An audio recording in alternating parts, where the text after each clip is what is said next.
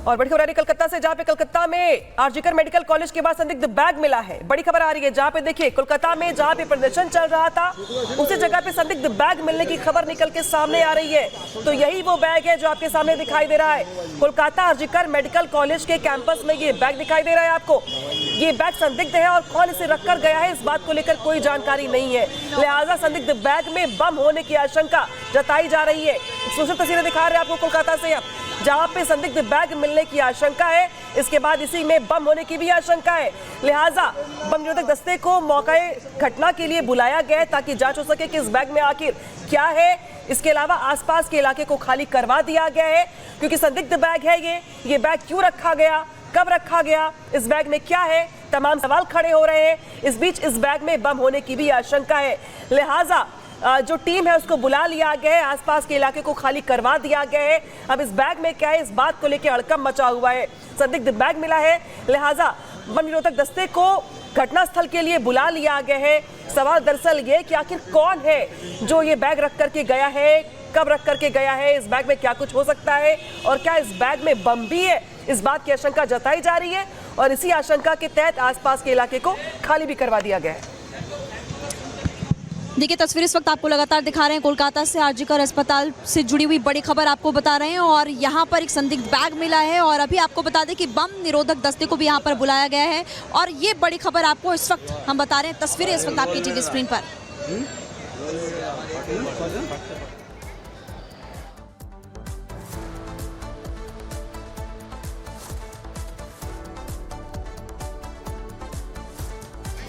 और चलिए खबरों में आगे बढ़ते हैं, बात करेंगे सुल्तानपुर की 5 सितंबर को मंगेश क्या जो एनकाउंटर हुआ था उसको लेकर के अखिलेश यादव लगातार सवाल खड़े कर रहे हैं बीजेपी पर भी और इसके अलावा पुलिस पर भी। कह रहे हैं कि ये सब जानबूझकर किया गया और ये भी कहते हुए अखिलेश यादव नजर आए कि पुलिस घर पर आई, उठाकर ले गई और हत्या कर दी।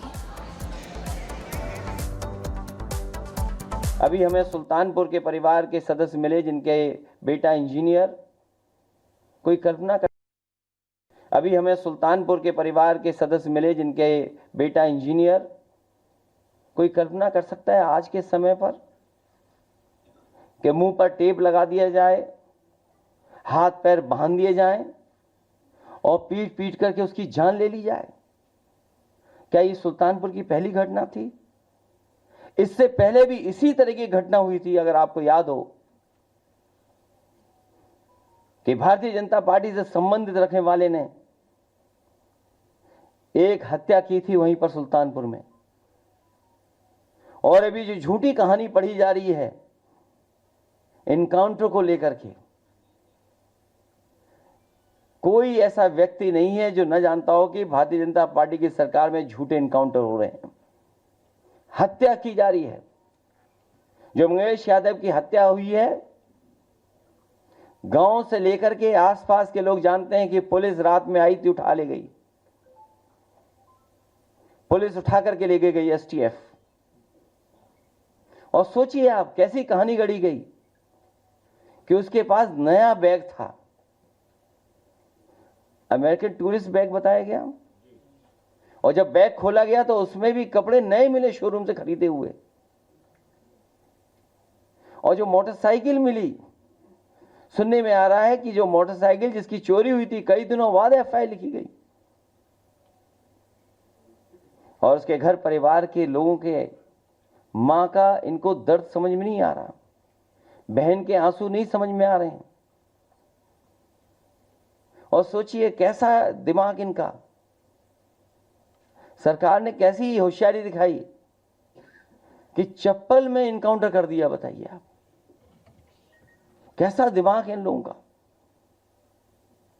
क्या होशियारी दिखाई। कौन नई तस्वीर देख करके बता सकता है कि यह झूठा इनकाउंटर हुआ था। तो अखिलेश यादव को आप सुन रहे थे जो कि यूपी पुलिस पर लगातार सवाल खड़े करते हुए इस वक्त नजर आ रही है। इसके अलावा बीजेपी पर सवाल खड़े किए हैं। इस पूरे मामले को लेकर यूपी डीजीपी का क्या कुछ कहना है वो आपको बता देते हैं। वो कह रहे हैं कि डकैती में वो शामिल था, सुल्तानपुर में जो डकैती हुई है, इसके अलावा पुलिस की जो कार्रवाई है निष्पक्ष है, ये बात कहते हुए डीजीपी इस वक्त नजर आ रहे हैं। आपको सुनवाते उन्होंने क्या कुछ कहा, जरा सुनिए। ये जो राजनीतिक चीज़ों का कोई संबंध में जवाब नहीं है। मैं जहाँ तक आरोप की बात है, इसका मैं पूर्णतः खंडन करता हूँ। मैंने पहले भी खंडन किया है। किसी भी व्यक्ति अपराधी के जाति और धर्म देख के कोई कार्रवाई नहीं होती, और आज से नहीं, ये हमारी भी लगभग 32 साल की सर्विस है। पुलिस एक्शंस हमेशा से होते रहे हैं, और जहाँ भी गलती पाई जाती है, अगर किसी के द्वारा किसी व्यक्तिगत रंजिश में या पर्सनल लाभ के लिए अगर कोई गलत कार्रवाई की जाती है, तो उसके लिए इतने चेक्स एंड बैलेंसेस हैं, या आपकी नज़र इतनी पैनी है कि उससे कोई बच नहीं सकता। भ्रामक आंकड़े आपने बराबर सुने होंगे कि साहब उत्तर प्रदेश में सबसे ज़्यादा महिलाओं पे अपराध है। लोग संख्यात्मक चर्चा करते हैं, जबकि जब हमारा सबसे बड़ा पॉपुलेशन बेस है तो संख्यात्मक की क्या बात है। अपराध दर से चीज़ें तय होती हैं, और जो नेशनल क्राइम रिकॉर्ड ब्यूरो के आंकड़े हैं, आप उसके हिसाब से देखिए। आज के दिन में महिलाओं के संबंधित अपराध में सजा का प्रतिशत उत्तर प्रदेश का हाईएस्ट है। ये समय समय पे हम आपको देते रहे हैं। कोई ऐसी चीज़ें ना तो नक्शे या आंकड़े इस आधार पे एकत्रित किए जाते हैं जिससे कि आप किसी की जाति इत्यादि का पता कर लें, तो ये सर्वथा गलत है। देखिए, एक तरफ उत्तर प्रदेश के डीजीपी कह रहे हैं कि ये पूरी कार्रवाई निष्पक्ष तरीके से की गई, लेकिन अखिलेश यादव सवाल खड़े करे, और अखिलेश यादव पर पलटवार किया है उत्तर प्रदेश के मुख्यमंत्री योगी आदित्यनाथ ने। उत्तर प्रदेश के मुख्यमंत्री योगी आदित्यनाथ ने क्या कुछ कहा है, अब आपको वो भी सुनवाते हैं। और आप देखते होंगे, जब उनके किसी एक माफिया शागिर्द को, किसी डकैत को जो पुलिस मुठभेड़ में मारा जाता है, जब मारा जाता है तो इनकी दुखती हुई नस पर जैसे पुलिस ने उंगली रख दी हो, तब ये चिल्लाने लगते हैं। आप मुझे बताओ,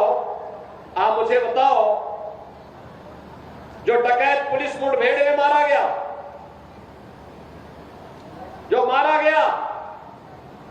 अगर वह डकैत जैसे हथियारों का प्रदर्शन करते हुए डकैती डाल रहा है, वहां ग्राहक भी बैठे हैं, ग्राहकों को खड़ा करके एक तरफ करके अगर गोली मार देता तो क्या उनकी जान को ये समाजवादी पार्टी वापस कर पाती क्या? तो जहां पे एक तरफ अखिलेश यादव हैं जो अपराधियों को लेकर सियासत कर रहे हैं, तो वहीं दूसरी ओर उत्तर प्रदेश के मुख्यमंत्री योगी आदित्यनाथ हैं जो लगातार एक्शन में हैं और अपराधियों का सफाया किया जा रहा है। इसी कड़ी में गाजीपुर में मुख्तार अंसारी के साम्राज्य को लेकर के भी सरकार का एक्शन तेज हो गया है। यहाँ पे इनकम टैक्स विभाग की टीम ने मुख्तार अंसारी के एक बड़ी जमीन पर कब्जा कर लिया है, जब्त कर लिया है, और अब इसी के साथ साथ जो बाकी बचे जो साम्राज्य के हिस्से हैं उसको भी जब्त करने की तैयारी चल रही है। क्या है पूरी खबर, दिखाते हैं रिपोर्ट में।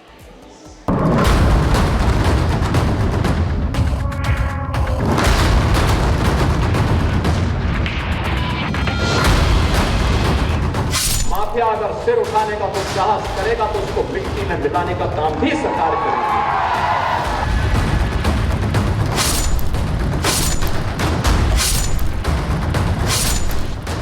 यूपी की धरती पर जिसकी तूती बोलती थी,